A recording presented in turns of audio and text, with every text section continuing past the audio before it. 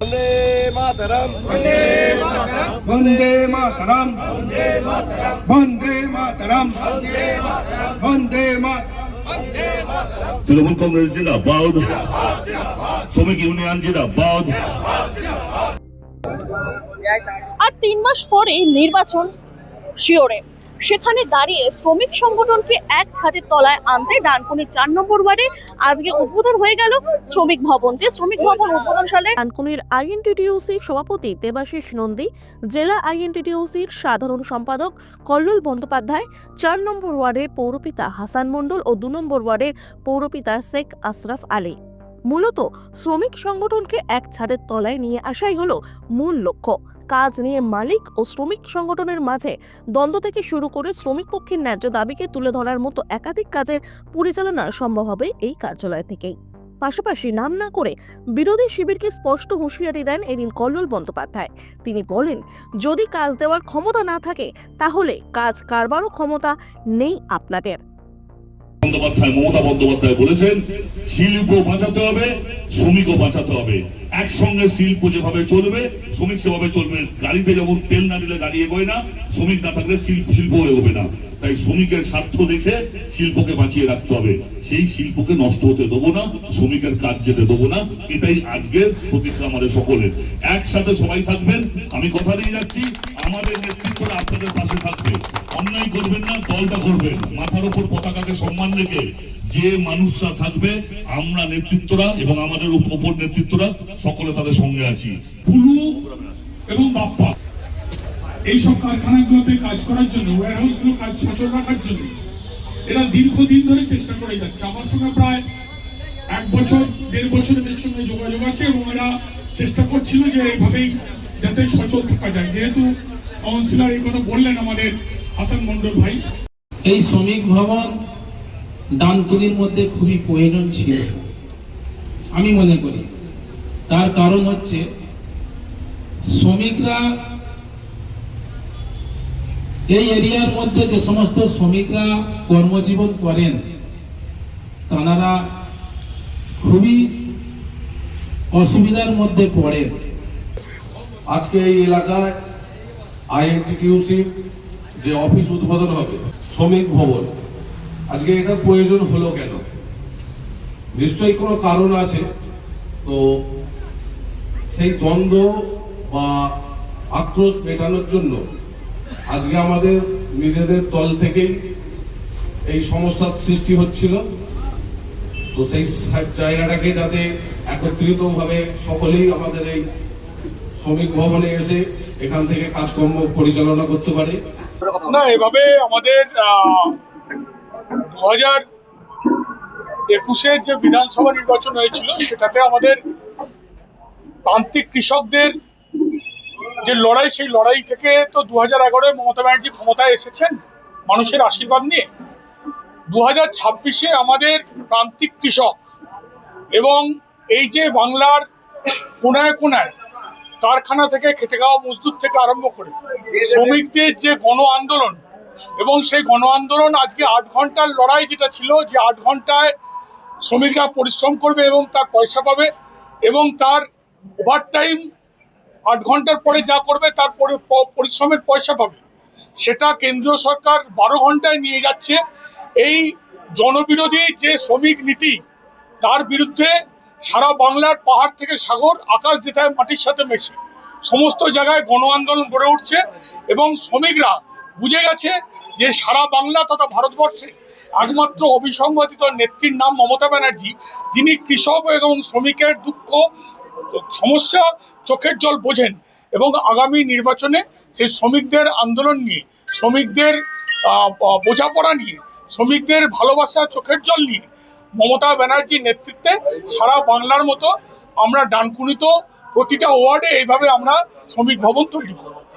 তৃণমূল দল আমরা একটা কমলা লেবুর মতো। কমলা লেবুর খোসা ছাড়ালে দেখবে সবকটা কুয়া যেমন জুড়ে থাকে, তৃণমূল দলটাও সেরকম। শ্রমিক সংগঠন, যুব সংগঠন, মাদার সংগঠন, মহিলা সংগঠন, আমাদের কাছে কিছু নেই। আমাদের মাথার উপর যে পতাকা উঠছে সেটা তৃণমূল কংগ্রেসে মমতা বন্দ্যোপাধ্যায়, অভিষেক বন্দ্যোপাধ্যায় যার লিডার। আমরা শুধু একটা কথাই বলি যে শ্রমিক সংগঠন বলে কিছু নয়। বাপ্পাদা যেটা বললো, শ্রমিকের সাথে লড়াইয়ের জন্য এই আজকের এই অফিস, এখানে আমার পাশে এই ওয়ার্ডের কাউন্সিলর হাসানদা রয়েছে, জেনারেল সেক্রেটারি। শ্রমিকদের সাথে এই ওয়ার্ডটা আমরা জানি ইন্ডাস্ট্রিয়াল বেল্ট, কিন্তু এখানে বিভিন্নভাবে শ্রমিকদের হ্যারাস করা হয়। বিভিন্নভাবে মমতা বন্দ্যোপাধ্যায়ের একদম নির্দেশ আছে যে শ্রমিকদের ন্যায্য পাওনা দিতে হবে, কিন্তু কোনো ফ্যাক্টরি বন্ধ না করে। যেমন ভাবে শিল্প চলবে, সেখানে যারা কাজ করছে তারাও যেন সঠিক ন্যায্য তাদের খাদ্যের দাম পান। লড়াইটা সেটা নিয়ে। এমন নয় যে শ্রমিক স্বার্থে গিয়ে কারখানা বন্ধ করে দেবো, এমন নয় যে শ্রমিকের স্বার্থ দেখবো না কিন্তু কারখানা যেভাবে অত্যাচার করবে সেটা মেনে নেবো। সেই জন্য একটা অফিস মানুষ যাতে বলার একটা জায়গা পায়। আগে বলতে গেলে কোথায় বাপ্পাদা আছে, বাপ্পাদাকে ফোন করতে হতো।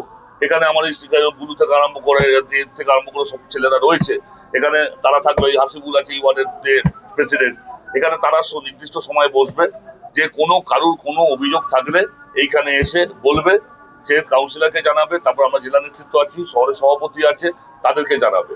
মানুষের যেটা বলার জায়গার জন্য আজকের এই অফিস। এমন নয় যে এই অফিস করে আমরা সংগঠিত, আমরা সর্বদাই সংগঠিত এবং একত্রিত। তৃণমূল কংগ্রেসের দল করে ঝান্ডা আমাদের হাতে, আমরা সকলেই সৈনিক।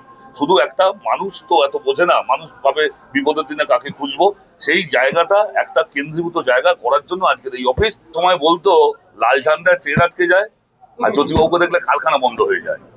কটা কারখানা এখানে আমরা আবার নতুন ভাবে নতুন উদ্যমে চালু করছি, সেটা বলুক। দেখুন, ওই কালকে আমাদের এমপি সাহেব একটা কথা বলেছেন ভালো, যারা সমালোচনা করার আমরা তাদের অধিকার দিয়ে সমালোচনা করো। সমালোচনার দুটো ভালো দিক আছে। এরা সবসময়, আমরা হয়তো সমালোচনা সবসময় সঠিকভাবে নিতে পারি না, আমরা রাগ করি, কিন্তু সমালোচনার একটা ভালো দিক আছে। দেখুন, এক পক্ষ শুধু বসে সমালোচনা করে, তাদের কোনো কাজ নেই। এবার আমাদের পক্ষে বসে তাদের উত্তর দেওয়া সম্ভব নয়, কিন্তু সমালোচনা একটা ভালো দিক হলো, সমালোচনা যখন আমার হবে, আমার যদি 10টা কাজের সমালোচনা হয়, 6টা কাজ হয়তো ফালতু ফালতু সমালোচনা করবে, কিন্তু 4টে কাজে হয়তো আমারও কিছু ভুল ত্রুটি থাকে। সমালোচনা ভবিষ্যৎ শুধরে নেওয়ার জন্য সবচেয়ে ভালো।